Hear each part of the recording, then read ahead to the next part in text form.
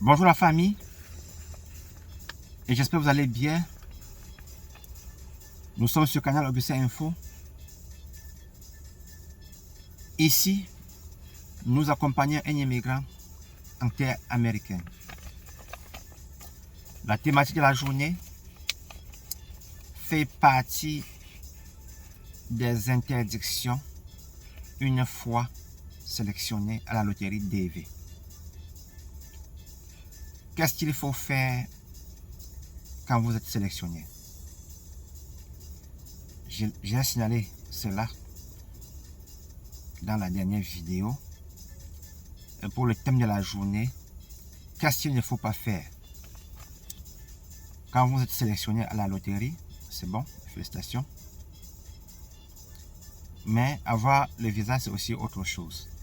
Rappel, quand on participe à la loterie, près de 100 000 personnes sont présélectionnées. Et seulement 55 000 visas seront attribués aux gens auxquels le dossier est clair. Donc, si vous êtes présélectionné, ne faites pas les bruits. Ne dites pas aux gens que j'irai aux États-Unis. Non, ça peut ne pas donner. Qu'est-ce qu'il faut faire? Première des choses, il faut garder votre case number. Bien. Vous gardez votre case number. Quand vous êtes fait présélectionner, vous gardez votre case number. C'est ça qui va vous servir, ça qui doit vous suivre durant toute votre procédure d'obtention de la green card. Maintenant, qu'est-ce qu'il faut éviter? Vous devez cacher ce case number-là à vos gens, ne montrez pas à vos gens. J'avais suivi quelqu'un qui avait donné son case number à une de ces personnes, de l'aider à remplir, et la personne n'avait pas fait. Après plusieurs mois, la personne avait dit on a quelqu'un niveau sur mon truc. On dit souvent attends. Son case number était à un niveau bas, était bas. Donc on devait déjà faire son dossier devait déjà être traité. Mais il disait toujours à ces gens que le dossier est en cours. Finalement, un de ses amis avait vérifié avec son case number et avait même vu que on n'avait jamais envoyé son dossier à l'immigration. Donc, première des choses, cachez bien votre numéro d'identification. Cachez bien votre case number. C'est le numéro du dossier. Et puis aussi, il faut aussi éviter de quitter là où vous travaillez. Le job que vous faites, continuez toujours à faire. Faites votre job normalement. Travaillez normalement comme si rien n'était. Et puis, il faut aussi éviter beaucoup, s'il vous plaît, de faire les bruits au quartier. Il ne faut pas que, je ne sais pas, vous avez une petite amie, ou bien vous avez une fille, je ne sais pas, une femme qui a, je ne sais pas, son petit ami, vous le quittez. Vous dites que non, il me sert à quoi? Ou bien, le gars dit, elle me sert à quoi? Je vais aux États-Unis sans elle. Il part aux États-Unis sans lui. Il va me faire quoi? Elle peut me faire quoi? Ça peut donner comme ça peut ne pas donner. Donc, il faut faire attention. Vous pouvez ne pas avoir le visa. Et puis, aussi, ce qu'il ne faut pas faire, il faut éviter de changer votre statut. Si vous avez joué célibataire, maintenez votre statut de célibataire. Vous avez joué en tant que marié. Si vous avez les preuves, maintenez ce statut.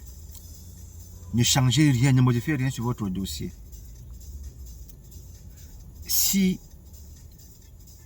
vous travaillez quelque part, cherchez seulement la tactique. Si vous pouvez peut-être avoir un papier, une documentation qui prouve que vous avez travaillé dans cette compagnie, soyez tactique. Ne faites pas les bruits, cherchez à la voir.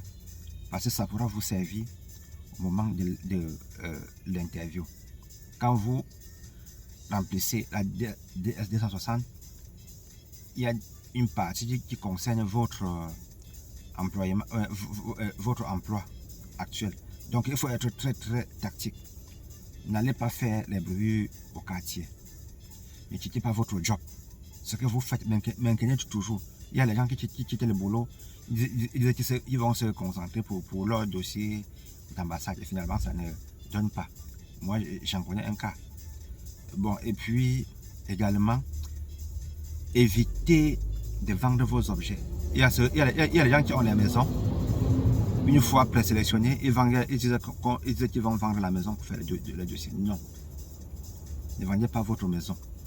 Ne vendez pas votre voiture. Ne vendez pas vos biens. Ne vendez pas votre terrain. Prêtez seulement de l'argent. Quand ça marche, une fois aux États-Unis, vous remboursez. Donc, c'est ce que je tenais à signaler dans cette vidéo. Et je rappelle que nous parlons aujourd'hui des interdictions. C'est qu'il ne faut pas faire une fois présélectionné. Et mettez en tête que dans votre dossier, il faudra être juste. Les Américains donnent les papiers aux gens qui ont un casier judiciaire juste. Aux États-Unis, il y a les gens auxquels le casier judiciaire n'est pas bon. Et ils ne veulent pas augmenter l'effectif de ces gens. Merci. J'espère que vous m'avez bien écouté. S'il vous plaît, veuillez liker la vidéo, partager à vos proches. Et les nouveaux doivent s'abonner. Merci une fois de plus, chers abonnés. Portez-vous bien et à la prochaine. Ciao.